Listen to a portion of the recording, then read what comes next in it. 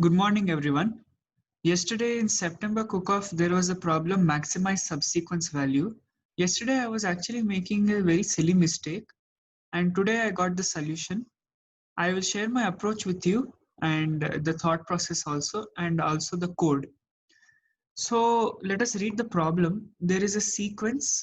We should choose a subsequence of the sequence and reverse it.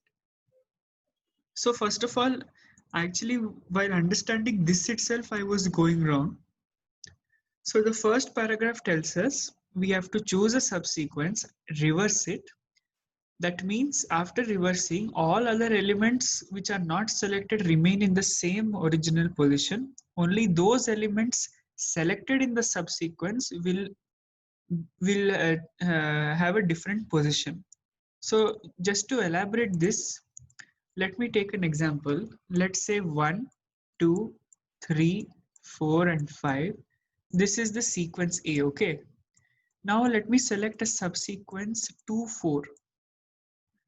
I'm selecting these two elements, 2, 4. Okay, I'm reversing it, so it becomes 4, 2. Okay, it became 4, 2. Now if I put it back in A, it is going to be what? 1, not 2. It is 4 now. It is going to be 4, then 3, then 2, then 5. As you can see, 3, 1, and 5 are in their original places. 2 and 4 have been interchanged. The order is reversed. This is what they mean in the first paragraph. Now let us see the second paragraph. The resulting sequence, we have to find maximum sum of a subarray. We can take an empty subarray also. Its sum will be 0. So when will we want to take an empty subarray? When all the elements of the sequence are negative, it is best to choose a empty subarray because 0 is greater than any negative value. So the corner case in this problem is when all elements are negative, then we just print 0. But if it is not that case, we have to find the maximum possible value of the sum and also the subsequence which we select. Multiple answers are allowed. So output is going to be first it is sum value, maximum sum, then k, which is number of elements of the subsequence, and then the indices we have to print, not the elements, the indices. So let us indexing is one based. So actually I will share my thought process now, how to approach this. Basically, when we take a subarray, okay, let us consider a subarray. When we take a subarray, we want all positive elements only. Why do we want all positive elements? Because then the sum will be maximum. So whenever we consider a subarray, we want all possible positive integers for maximum sum.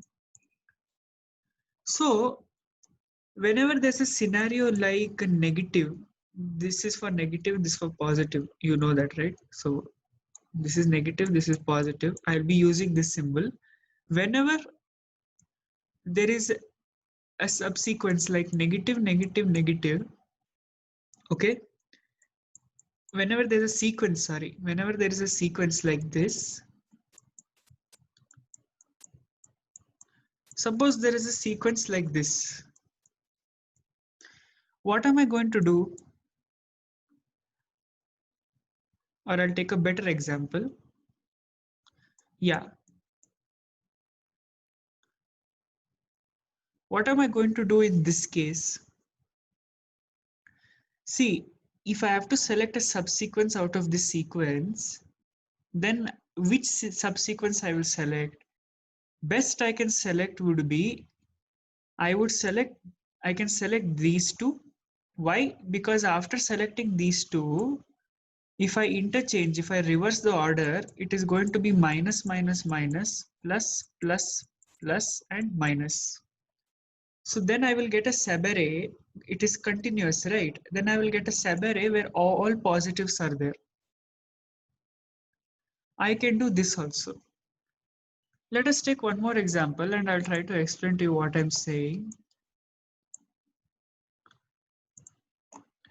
In the test case, what they have given, it is negative, positive, negative, positive, negative.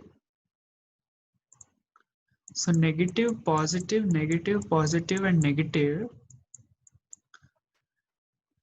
If I can bring this positive either in this position or in this position, then I will get a continuous maximum sum of all positive elements.